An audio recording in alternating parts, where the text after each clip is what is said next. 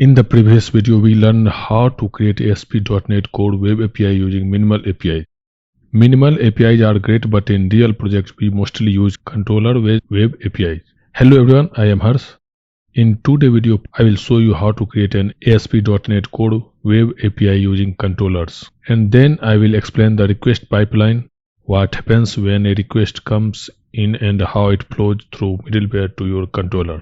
Finally, we will integrate scalar and use it for API testing so you can test your API without any external tool. By the end of this video, you will have the clear picture of how controller-based web API work internally and how requests are actually handled in ASP.NET Core. So now let's jump into Visual Studio. Go to File menu and click on New and select this project. Here we will follow same process. I will select this, click on Next, and here I will say Controller Web API and then click on Next. This time I will select this Use Controllers. In last video I have explained about the minimal API, how to create the minimal API. In this video we are going to create Web API with controller. So I have to select this Use Controller, or we can also manually create your controller, but here I will create with the controller. Let's click on Create.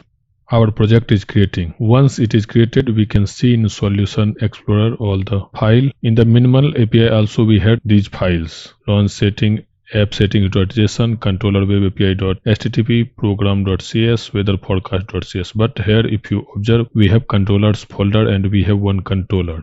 Let's understand what is controller. Controller are fundamental part of web API development approach. They are responsible for handling incoming HTTP requests, processing them and returning appropriate responses. Controllers typically contain the logic for API endpoint and are used to separate the implementation of the API from the rest of the application. If you remember in my previous video, for the minimal API we had this code inside the program file. Let me show you that. If you see in last video I created the minimal API. The endpoint exists in the program, but in our controller we have the controller and all the code of the API in the controller. So now let's understand what is this. To create the controller we have to add the attribute API controller, and this is for route that we will understand in some other video. For now we can understand it as the route, which is the endpoint. You can see the controller placeholder. So if you want to call this API, then how we can call? We have to first add localhost and the port and then /controller name. Now let's see. Here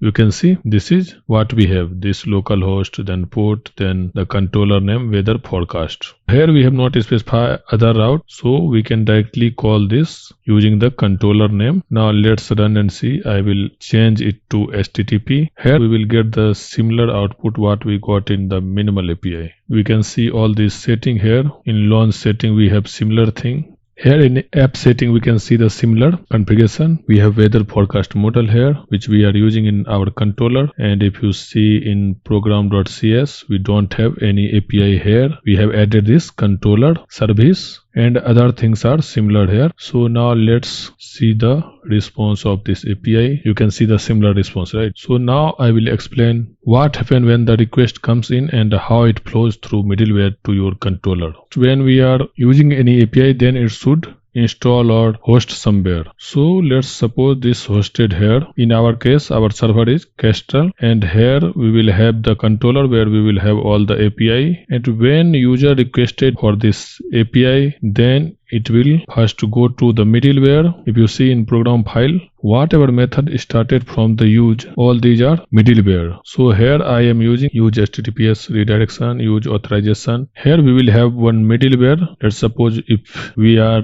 going to log into some website, then we will enter login credential like username, password, then only we will able to log into that website if you have the account on that website. For example, in Gmail, if we want to log in, then we have to register and then only we can log in that. So this is the part of authentication, means if you are authenticated user, then only you will log into that. So here we will have the middleware for authentication, and if you are the valid user, then only you will able to log in and it will process to next middleware by calling the next method. Otherwise it will return from here. You will not reach to your controller API. Now again, once authentication is done, then we will again have some more middleware. Here I will say the authorization suggestion. Like if you want to change the Gmail logo, you will not able to change because you are not authorized to change the Gmail logo. So this middleware check that if you are authorized or not. If you are not authorized, then it will return from here. Otherwise, if you are authorized user, then it will go to the controller, and maybe in between there will be multiple middleware. For now, I will take only two middleware. It will go to the controller, then it will look for that API which we are going to call. Like in this case, we have weather forecast. It will search for that. If the endpoint is there, then it will execute the endpoint, and then it will return the response to the last middleware and then the first middleware. In which order it is there, request will go from left to right and response will come from right to left, and here you will get the response. In middleware, we can add the header to our request. This is our request. We can add some header in the middleware and we can process the request. This is how it flow through middleware to your controller. Now I will show you how to integrate scalar. For that, we have to install one NuGet package. Right click on dependency, select manage NuGet package, go to the browse tab. Here search for scalar and install this package scalar.asp netcode. I will select it and click on install. Click on apply. Installation is completed. How to use this scalar? To use this, we have to add here in the program.cs file. This we need in development, so we will call this scalar method here. There is one method map scalar API reference that I will call here. Now let's see how to use. Let's run our application. Our application is running now. Let's copy this URL and paste it, then add /scalar and press enter. We can see our endpoint here, weather forecast. Click on it, then click on test request and click on send.